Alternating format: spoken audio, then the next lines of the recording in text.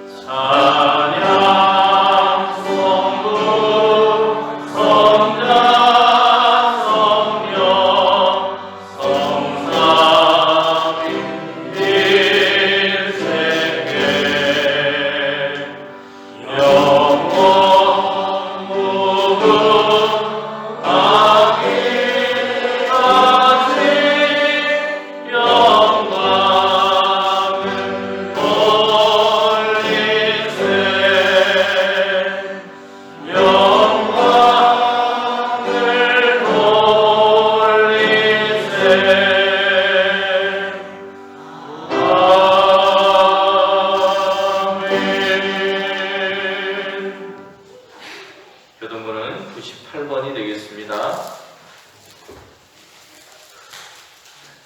교동문 98번이 되겠습니다.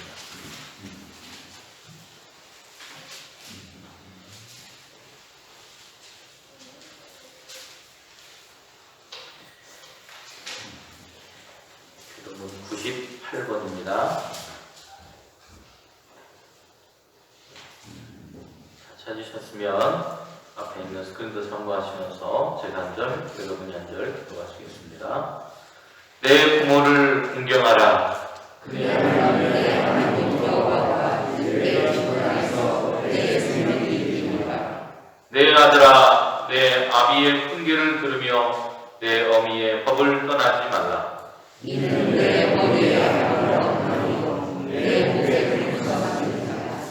너를 낳은 아비에게 충동하고 내 늙은 어미를 경히 여기지 말지니라.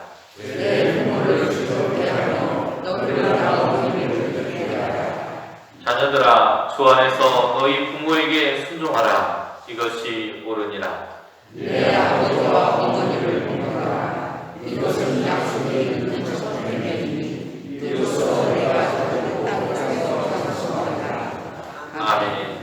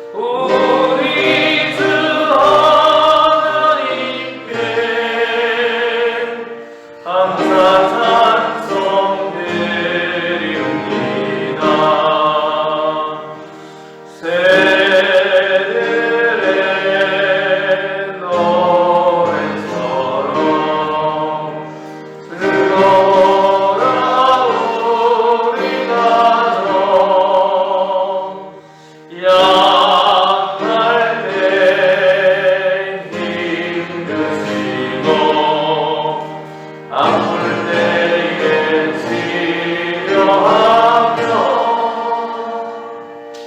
슬플 때 위로하고 어려울 때 도우시니 우리 주 하나님께 감사히 드립니다. 아침에 햇살처럼 영화로운 우리 가족 험한 길 인도하고 감사한 맘 비추시며 이 세상 끝날까지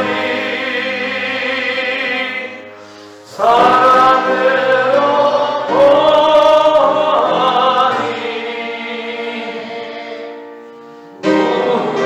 주 하나님께 몸과 마음 받습니다. 사랑의 하나님, 감사합니다. 우리에게 행복한 가정을 주시고 이 시간 주님전에 나와서 찬양하고 기도하고 주의 말씀 들을 수 있게 하심에 진심으로 감사합니다. 우리가 늘 우리의 가정을 통해서 행복하게 살 수 있도록 도우시고 함께하여 주시옵소서. 그렇지만 생각해 보건대 결손 가정도 많이 있고 힘들어하는 가정도 많이 있고 어려운 가정도 참 많이 있습니다. 주님, 기쁘게 살아가고 행복하게 살아가는 가정에게는 더 기쁨이 배가 되게 도와주시고 어렵고 힘들게 살아가는 가정에게는 위로의 하나님 찾아가셔서 더욱더 기쁘고 행복한 가정이 될 수 있도록 도우시고 함께하여 주시옵소서. 이 세상을 살아갈 때마다 주님은 행복하게 살기를 원하지만 또한 정의롭게 살기를 원하지만 우리의 모습, 우리의 가정의 모습, 우리의 사회의 모습을 볼 때에 너무나 안타깝습니다. 우리가 더욱더 올바르고 정의롭게 행복하게 살 수 있는 우리 가정, 우리의 대한민국, 우리의 전 세계가 될 수 있도록 도우시고 함께하여 주시옵소서. 세상은 평화를 원하지만 각종 전쟁과 기근과 어려움이 난무하고 있사오니 이때가 지금 진정한 말세가 아닌가 생각해 봅니다. 저희가 더욱더 준비할 수 있도록 도와주시고 준비하는 마음으로 주님을 맞이할 수 있도록 도우시고 함께하여 주시옵소서. 이 민족 주님께서 같이 하여 주시옵소서. 이 민족을 통하여서 주님 영광 받기를 원하시오매 하루속히 평화통일에 필요한 역사가 이루어질 수 있도록 도우시고 함께하여 주시옵소서. 남북의 성도들이 같은 곳 같은 시간에 주님을 찬양하며 주님께 영광 돌리는 복음 통일의 역사가 이루어질 수 있도록 도우시고 함께하여 주시옵소서. 이제 새로운 대통령이 당선되어서 새로운 대통령의 시대가 다가오고 있습니다. 주님, 그 대통령을 위해서 우리가 기도할 수 있도록 도우시고 함께하여 주시옵소서. 그 마음에 하나님을 두려워할 줄 알며 국민을 두려워할 줄 아는 대통령과 많은 유정자들이 될 수 있도록 주님 도우시고 함께하여 주시옵소서. 그래서 이 나라가 우리의 대한민국이 하나님 보시기에 아름다운 행복한 대한민국이 될 수 있도록 도우시며 어느 나라에도 당당히 대응할 수 있는 부강한 대한민국이 될 수 있도록 주님 도우시고 함께하여 주시옵소서. 우리 용산교회를 통해서 더욱더 은혜 받고 영광 받기를 원하시는 주님, 우리 용산교회가 하나님 보시기에 더욱더 행복하고 사랑이 넘쳐서 많은 인근에 또한 소문날 수 있도록 도우시고, 소문나서 인근의 많은 이들이 이곳에 찾아가서 빈자리가 차고 넘칠 수 있도록 도우시고 함께하여 주시옵소서. 우리는 더욱더 사랑의 마음을 가득 차게 도와주시고, 사랑의 마음으로서 정말로 이 근동의 향기로 소문으로 바랄 수 있도록 도우시고 함께하여 주시옵소서. 그렇지만 우리 용산교회 주께서 더욱더 같이하여 주시옵소서. 약한 곳이 많이 있습니다. 약한 곳을 더욱더 강하게 도와주시고, 그로 인하여서 우리 용산교회가 성령 충만함으로 강한 용산교회가 될 수 있도록 도우시고 함께하여 주시옵소서. 당연히부터 어린 아이에 이르기까지 철저히 협심하여서 사랑의 용산교회가 될 수 있도록 도우시고 함께하여 주시옵소서. 정말 우리 용산교회 정말 약한 성도님들, 아픈 성도님 많이 계십니다. 집에서, 요양원에서, 병원에서, 또한 출타 중이고, 또한 직장 때문에, 군대 문제로 나가 있는 우리의 많은 건속들이 있습니다. 아픈 성도님께는 주님께서 같이하여 주셔서 아픈 그 주님의 손을 어루만져 주사 마음과 귀한 역사가 이루어질 수 있도록 도우시고 함께하여 주시고, 또한 이산 출타하고 밖에 있는 우리의 건속들께 함께해 주셔서 늘 승승장구의 소식들만 가득 차게 도와주시고 행복하고 기쁜 소식들로 가득할 수 있도록 도우시고 함께하여 주시옵소서. 우리 용산교회를 통해서 우리 용산교회가 정말 우리 동문들이 열심히 기도하고 있다는 걸 잊지 않고 살아갈 수 있도록 도우시고 함께하여 주시옵소서. 또한 이 시간 주의 말씀으로 은혜 끼칠 목사님께 함께해 주셔서 그 말씀을 전하실 때에 은혜가 되게 하시고 성령 충만함으로 모두 은혜 받고 주님께 영광 돌리는 우리의 한 시간이 될 수 있도록 도우시고 함께하여 주시옵소서. 정말 우리 용산교회 모든 가정과 이 나라 모든 가정들이 행복하기를 원합니다. 더욱더 주님 안에서 행복한 그날이 다가올 수 있도록 도우시고, 우리 더욱더 철저히 준비할 수 있고 더 기도하며 살아갈 수 있도록 도우시고 함께하여 주시옵소서. 이 시간 신령같이 저는 예배가 온전히 주님께만 영광 돌리는 시간 될 줄 믿으며 사랑 많으신 예수님의 이름으로 간절히 기도됩니다. 아멘.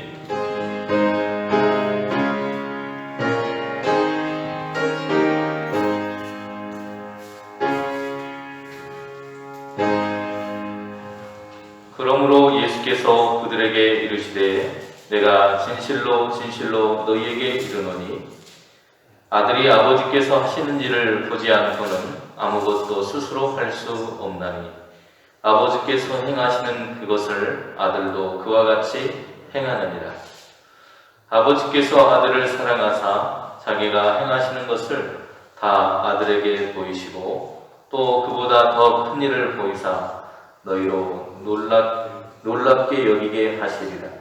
아버지께서 죽은 자들을 일으켜 살리신 같이 아들도 자기가 원하는 자들을 살리느니라. 아버지께서 아무도 심판하지 아니하시고 심판을 다 아들에게 맡기셨으니 이는 모든 사람으로 아버지를 공경하는 것 같이 아들을 공경하게 하려 하심이라. 아들을 공경하지 아니하는 자는 그를 보내신 아버지도 공경하지 아니하느니라. 내가 진실로 진실로 너희에게 이르노니 내 말을 듣고 또 나 보내신 이를 믿는 자는 영생을 얻었고 심판에 이르지 아니하나니 사망에서 생명으로 옮겼느니라. 진실로 진실로 너희에게 이르노니 죽은 자들이 하나님의 아들의 음성을 들을 때가 오나니 곧 이때라. 듣는 자는 살아나리라. 아버지께서 자기 속에 생명이 있음같이 아들에게도 생명을 주어 그 속에 있게 하셨고 또 인자됨으로 말미암아 심판하는 권한을 주셨느니라. 이를 놀랍게 여기지 말라. 무덤 속에 있는 자가 다 그의 음성을 들을 때가 오나니 선한 일을 행한 자는 생명의 부활로 악한 일을 행하는 자는 심판의 부활로 나오리라. 아멘.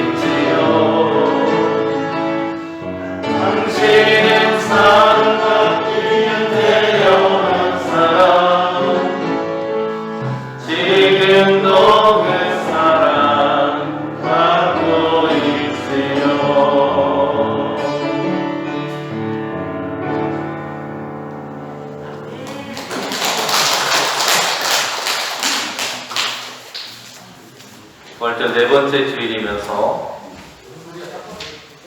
어버이 주일이기도 하고 교회적으로는 가정 주일로 지키는 날이기도 합니다.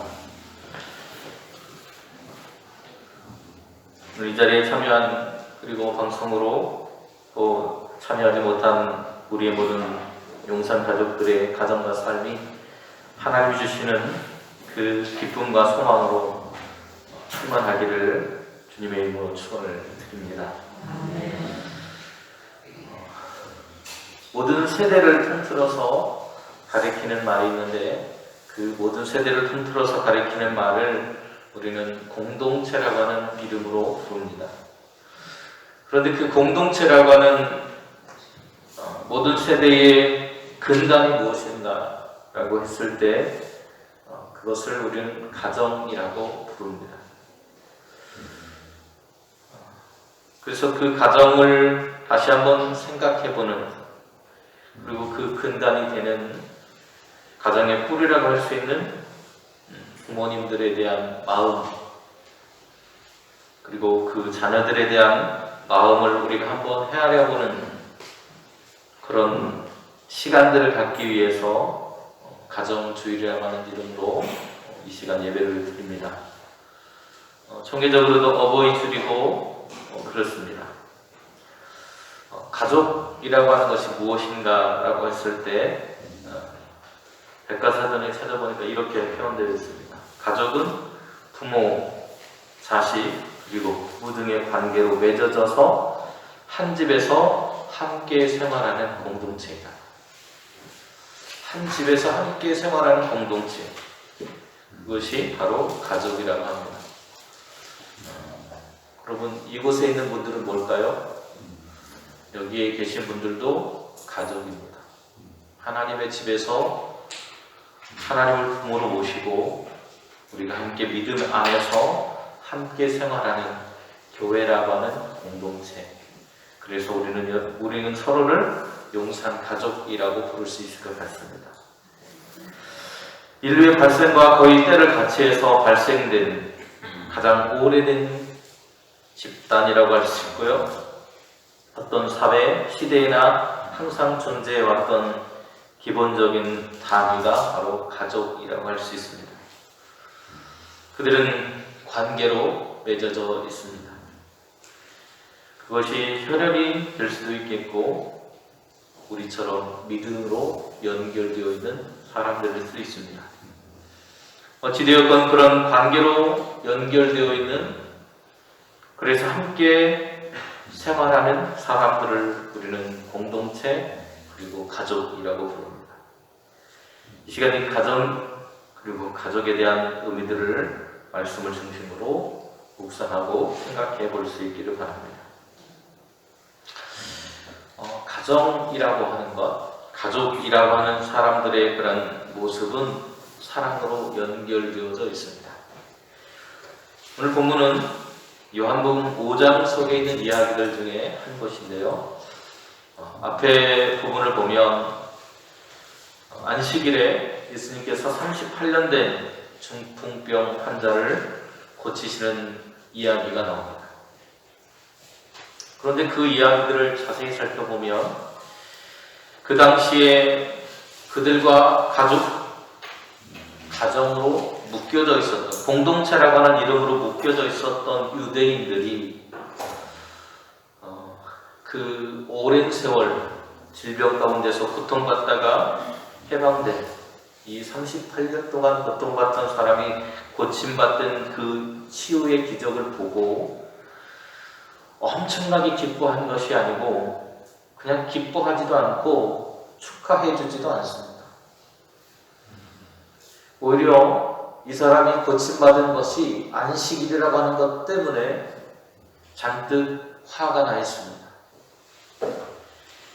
그리고 그 안식일 규정을 들이대면서 예수님께 시비를 걸고 있습니다. 1절을 보면 그런 사람들을 향해서 예수님은 이렇게 말씀하시는데, 내 아버지께서 일하시니 나도 일한다. 예수님의 말씀에 사람들은 더욱더 분노하고 일어났습니다.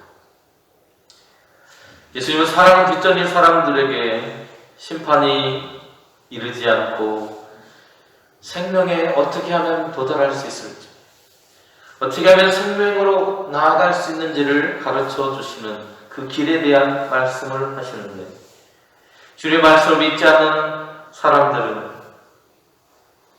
그 주님의 말씀이 들리지 않았다는 것입니다.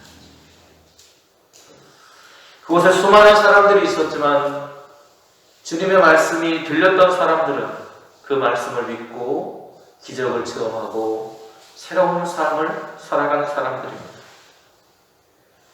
그러나 반면 많은 것을 알고 있고 오랜 세월 동안 하나님에 대한 지식과 신앙으로 살아왔다고 했던 사람들조차도 그 생명으로 나아가지 못하는 안타까움을 발견하게 됩니다.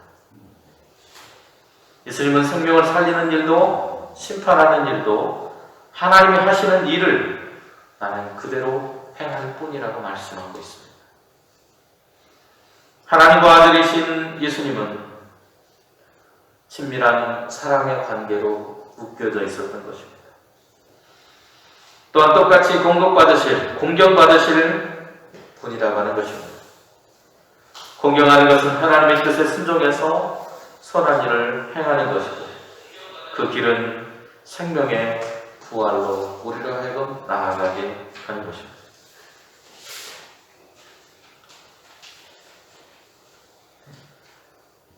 백창화라고 하는 분하고 장혜원이라고 하는 분이 함께 쓴 가업을 입는 청년들이라고 하는 책에 보면 시계 명장의 품격이라고 하는 그런 부분에 이런 이야기가 나옵니다.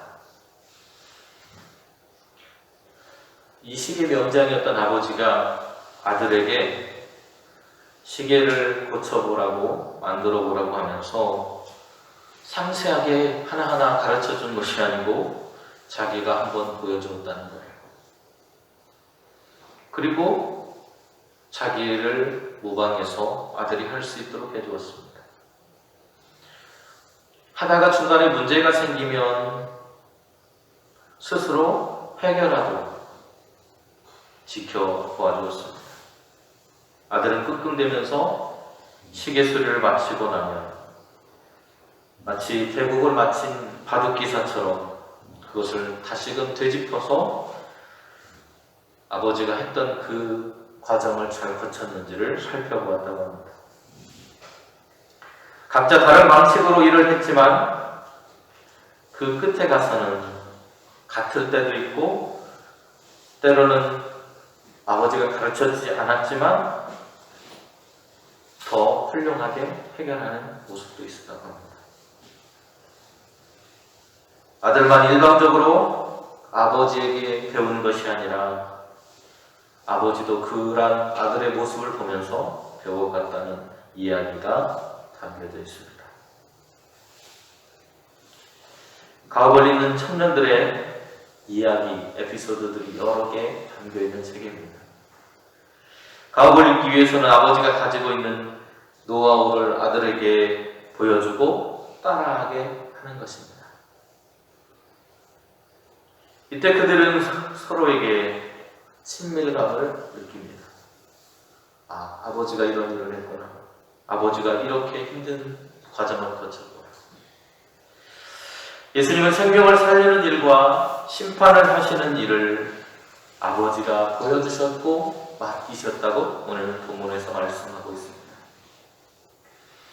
아들이 아버지께서 하신 일을 보지 않고는 아무것도 스스로 할 수 없나니 아버지께서 행하시는 그것을 아들도 그와 같이 행하느니라. 다시 말하면 내가 지금 아버지께로 와서 복음을 전하고 사람들과 함께 행하는 모든 것은 내 의무적으로 행하는 것이 아니라 하나님께서 내게 보여주신 길을 걸어가고 있는 거라고 말하고 있는 겁니다. 그것이 아버지와 아들의 관계입니다. 아무것도 마음대로 하지 않으시는 온전한 순종, 온전한 겸손은 아버지와 동등한 공경받으실 뿐이지만 오히려 자신을 낮추어서 하나님의 뜻을 따라서 그 길을 걸어가신 주님의 모습 속에 나타나고 있는 것입니다. 또 하나의 이야기가 있는데요. 사이가 좋지 않은 아버지와 아들이 있었습니다. 그 둘의 모습을 안타깝게 여긴 어머니가 한 현자를 찾아가서 둘 사이를 어떻게 하면 좋은 관계로 만들 수 있을까요? 라고 그들의 관계를 회복해달라고 부탁을 했어요. 그래서 현자는 아들을 만나서 너의 아버지에게 가장 불만스러운 것이 무엇이냐고 물었습니다. 그랬더니 아들이요 이렇게 말합니다. 저는 아버지께서 머리를 쥐어 박으실 때가 가장 싫습니다. 마치 저를 지금도 어린아이처럼 취급하시는 것 같아서 기분이 너무 좋지 않습니다. 그래서 현자가 이번에는 아버지를 찾아갔습니다. 그리고 아버지에게 당신은 아들에게 사랑을 어떻게 표현한 거 있습니까? 라고 물었습니다. 그랬더니 이 아버지가 이렇게 대답합니다. 나는 아들을 사랑하는 것을 표현하는 것이 너무나도 쑥스러워서 말하는 대신에 아들의 머리를 살짝 쥐어박았습니다. 아버지의 사랑 방식이 아들에게는 뭐로 느껴진 거예요? 가장 싫은 것으로 느껴졌습니다. 왜 그랬을까요? 아버지의 마음을 몰랐기 때문이겠죠.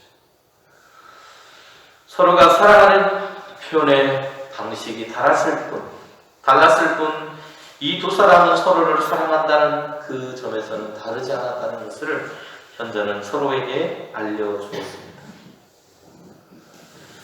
당신 두 사람은 서로를 깊이 사랑하고 있습니다. 이제 당신들에게 필요한 것은 하나뿐입니다. 그러면서 이렇게 말했습니다. 상대방의 눈높이에서 바라보십시오. 여러분, 이 상대방의 눈높이에 바라보는 것을 다른 말로 하면 이해라고 하는 것입니다. 서로를 이해해 보려고 하라는 거예요. 결국 사랑이라고 하는 것은 서로가 서로에게 눈높이를 낮추어서 상대방의 입장에서 바라봐 주는 것입니다. 가족은 바로 그런 사람들입니다. 참 신기한 것은요, 동물이나 사람이나 비슷한 것 같아요. 가끔 이렇게 주변에 고양이나 강아지나 이런 동물들이 잠자는 모습을 보거나 아니면 하품하는 모습이나 또 이렇게 모습을 보면요, 그 부모, 어미가 했던 모습하고 너무 똑같아요. 또 사람들이 잠자는 모습도 비슷합니다. 심지어는 코 고는 소리도 비슷하고요. 그리고 이빨 가는 소리도 비슷하더라고요. 정말 비슷해요. 막 이렇게 만세 부르고 막 자는 그 아이들도 있고요. 그러면 영락없이 그 부모도 똑같이 자더라고요. 다시 말하면 부모의 그런 습관, 그 모습들이 그 아이의 삶에 영향을 미치고 있다는 것입니다. 예수님은 자신이 행하는 지상의 사역과 창조 이전의 모든 사역이 하나님과 함께 일하셨음을 밝히고 있습니다. 예수님께서는 나는 아버지와 하나라고 말씀하십니다. 이 말씀은 하나님께 대한 순종과 사랑이 전제되지 않으면 불가능한 일입니다. 예수님께서도 우리가 경험하는 것처럼 때로는 시험을 당하셨고 유혹이 예수님께 찾아왔고 때로는 고통스러운 고통이 있었고 좌절을 맛보기도 하셨습니다. 왜냐하면 예수님은 우리와 같은 인격을 가지신 분이기 때문입니다. 그러나 이때도 자신의 뜻대로 행한 것이 아니라 그때조차도 아버지의 뜻이 어디에 있을까를 찾으셨습니다. 이 순종은 사랑의 하나님을 신뢰하는 것에 그 근간을 두고 있습니다. 하나님을 공경하는 사람은 하나님이 맺어주신 부모님을 공경하고 또 그 자녀들을 사랑하게 되어 있다는 것입니다. 친밀한 사랑과 관계 속에서 부모의 삶을 보고 배우면서 미래의 그러한 모습으로 살아가게 되는 것입니다. 자기의 마음대로 하지 않고 겸손히 순종하셨던 주님은 하나님을 닮아 계신 것입니다. 예수님께서는 또 하나님께서, 아니 아버지께서 죽은 자들을 살리심과 같이 나도 내가 원하는 사람들을 살리기를 원한다고 말씀하십니다. 아버지는 아무도 심판하지 않으시고 오히려 아들에게 심판의 권한을 주셨다고 말씀합니다. 여기서 먼저 죽은 자를 살리는 것에 관한 말씀에 대해서 우리가 중요하게 봐야 될 부분이 있는데요. 무엇이 죽은 것인가요? 그리고 예수님께서 살리신다라고 하는 것, 그 말 속에서 원하시는 자는 또 누구인가를 우리가 알아야 합니다. 먼저 죽은 자는 하나님이 보실 때 죽은 사람을 말합니다.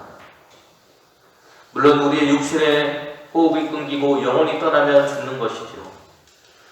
그러나 그렇게 영혼이 떠나지 않고 호흡이 끊기지 않았음에도 죽은 사람들이 있다는 거예요. 하나님의 뜻과 상관없이 살아가는 우리의 모습. 하나님이 원하시는 길을 가지 않고 지금까지 죄와 사망의 걸음을 걸어왔던 우리의 모든 삶이 하나님 보시기에는 죽은 것과 다르지 않다는 것입니다. 바로 그 죽음의 상태로부터 우리를 살리시는 것이 예수님의 부활의 의미입니다. 이것은 하나님이 죽은 자라 말씀하시는 상태, 그 모습 가운데 있다는 것. 그리고 그 죽음의 상태 속에 있는 우리에게 새로운 하나님의 삶의 방식, 새로운 인생으로 살아갈 수 있는 길을 열어주셨는데 그것이 바로 부활의 생명입니다. 그리고 그 길로 갈 수 있는 것이 바로 예수님을 통해서 가능합니다. 요한은 생명을 찾는 사람들에게 하나님의 생명을 찾을 수 있도록 우리에게 오신 예수님을 소개하고 있는 것입니다. 이 생명은 사람의 인위적인 노력이나 행동으로 얻어지는 것이 아니에요. 이 생명은 믿음으로 우리에게 주어집니다. 아니, 오히려 생명이 하나님으로부터 주어졌다는 것을 우리에게 이야기하고 있습니다. 생명이 하나님께로부터 주어진다는 그 사실을 우리가 믿게 되었을 때 우리는 생명을 얻게 되는 것입니다. 요한복음 24절에, 오늘 본문 24절에 듣고와 믿고라고 하는 표현이 나와요. 24절 말씀 보시면 이렇게 이야기하고 있습니다. 내가 진실로 진실로 너희에게 이르노니 내 말을 듣고 또 나 보내신 이를 믿는 자는 영생을 얻었고, 이렇게 표현하고 있어요. 듣는 것과 믿는 것은 별개의 것이 아니라 함께 이루어지는 것입니다. 하나님은 성도들에게 그리스도 예수를 보내주셨습니다.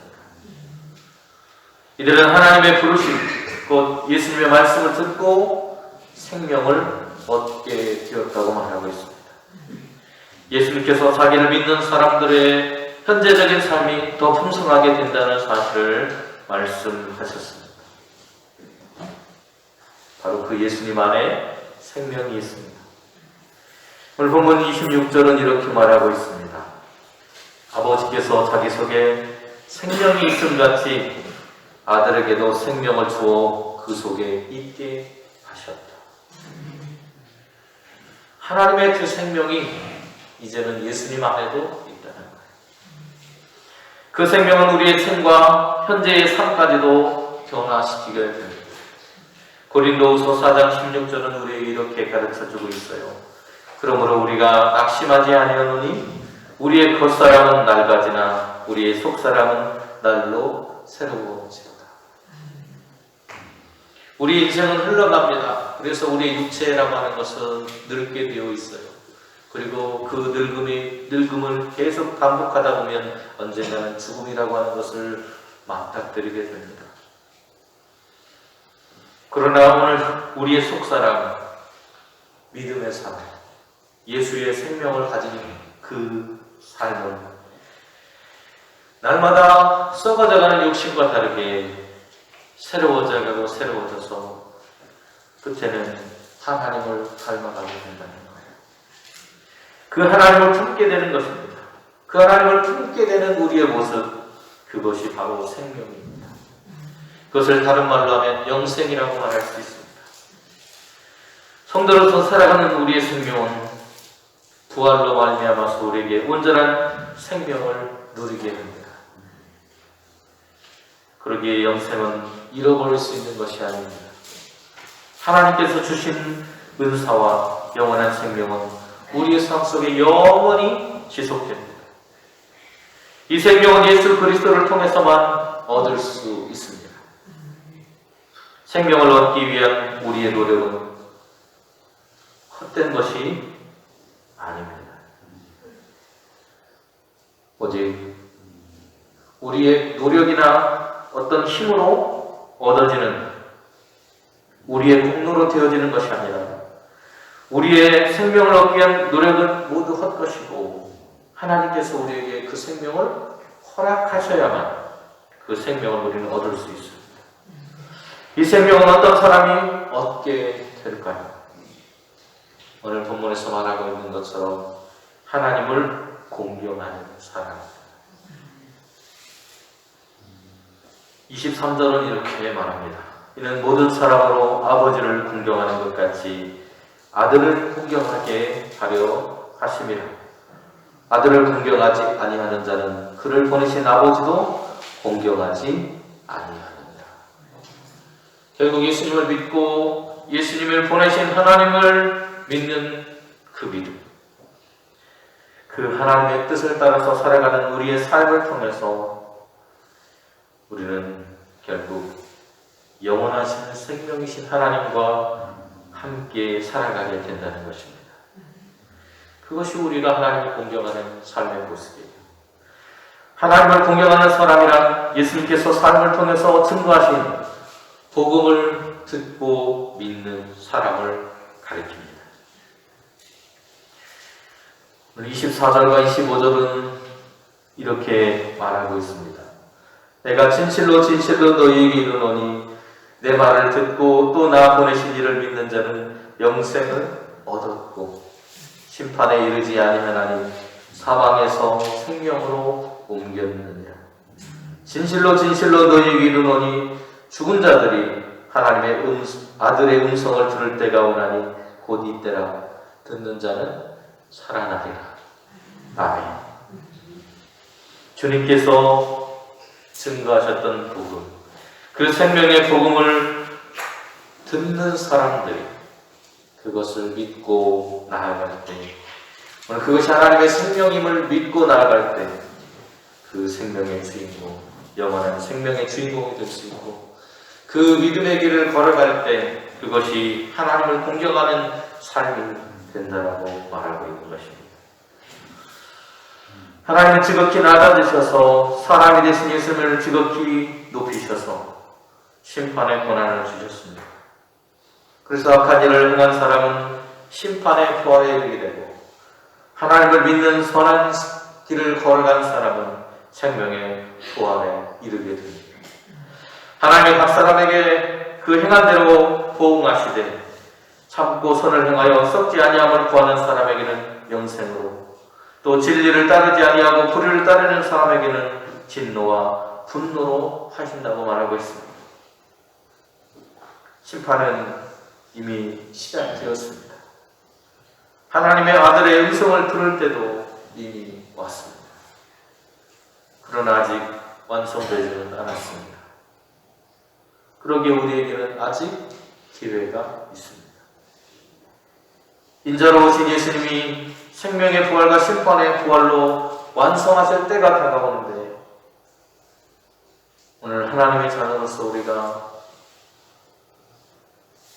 예수님을 보내신 하나님을, 그리고 예수님이 증거하신 그 복음을 믿는 믿음 가운데서 하나님의 뜻을 실천하고 사랑하는 삶을 살아가는 우리의 모습을 통해 우리는 영원한 생명의 주인공으로 영원한 생명 나라에 들어가게 될 줄로 믿습니다. 하나님의 자녀인 우리는 하나님을 공경하고 부모를 공경하며 아주 작은 선한 일이라도 행하는 것을 기뻐하고 생명의 부활에 이르게 되는 저와 여러분이 지실 수 있기를 주님의 이름으로 축원을 드립니다. 은혜로우신 하나님, 오늘도 우리를 사랑하시고 아끼시는 하나님의 그 크신 은혜와 사랑이 있었기에 죄와 사망의 권세 아래 심판받지 아니하고 하나님의 자녀로 영생의 주인공으로 부활의 생명을 경험하고 체험하는 주인공으로 살아갈 수 있게 된 것을 감사합니다. 오늘도 우리에게 주신 하나님의 그 말씀, 그 사랑을 잊지 않고 기억하며 감사와 찬양과 영광을 돌리며 사랑을 실천하는 신앙인으로 교회로 나아갈 수 있도록 인도하여 주옵소서. 예수님의 이름으로 기도드립니다. 아멘.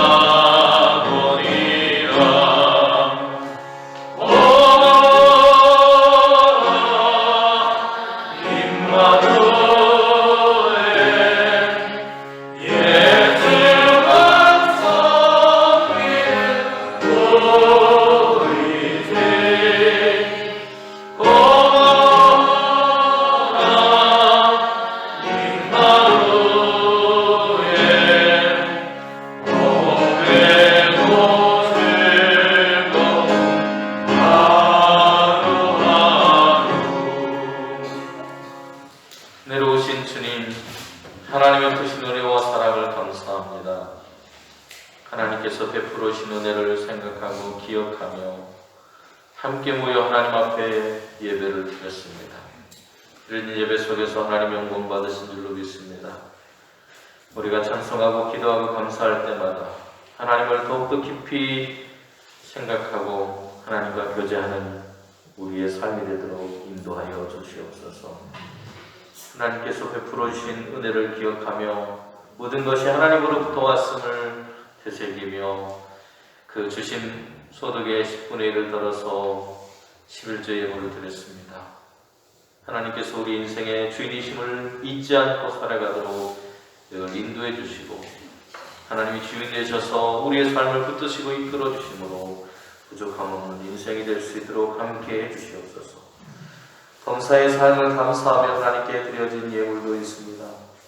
기억하여 주시고 매일 매 순간 하나님께서 은혜를 베풀어 주셔서 그 삶이 더욱더 풍성한 감사가 있게 하여 주시옵소서. 생명 주신 하나님께 감사하며 드린 예물도 있습니다. 더욱더 강건한 삶을 통해 하나님과 믿음의 삶을 살아갈 수 있도록 도와주시고 하나님을 기뻐하고 감사하며 주신 삶의 모든 순간순간들을 하나님의 은혜로 알고 살아가는 복된 인생이 되게 하여 주시옵소서. 월정을 드린 예물도 있습니다. 기억하여 주시옵소서. 그들의 모든 삶을 붙들어 주시고 새로운 달 속에서도 함께 해주셔서 어려움 없이 하나님과 동행하는 삶이 되도록 은혜로 이끌어 주시옵소서. 주정분과 또 화분을 통해서 하나님께 영광 돌리는 손길도 있사오니 기억하여 주시고 하나님 그 손길 그 가정 주님께서 붙들어 주셔서 풍성한 은혜와 사랑 속에 그리스도의 향기를 풍기는 아름다운 삶이 되도록 하나님 인도하여 주시옵소서. 이 예물을 통해서 하나님의 사역을 감당할 수 있는 교회가 되게 도와주시고 생명을 구원하고 하나님의 나라를 이 땅에 이루어가는 아름답고 복된 일들을 위해 이 예물이 쓰여질 수 있도록 은혜를 베풀어 주시옵소서. 축복하오며 예수님의 이름으로 기도드립니다.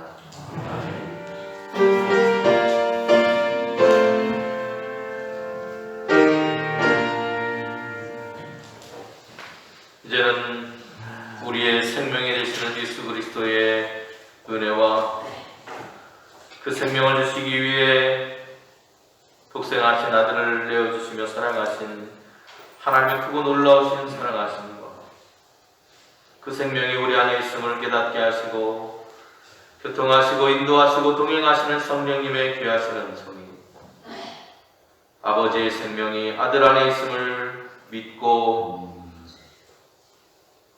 생명의 부활의 경험을 소망하며 그 믿음의 길로 나아가기로 다짐하고 결단한 우리 용산교회 모든 성도님들의 머리와 그 가정 위에 하시는 모든 일터와 직장 위에 그리고 여전히 코로나의 어려움 속에 허덕이는 이 나라의 민족 위에 이제부터 영원토록 함께 하시기만을 간절히 축원하옵나이다. 아멘.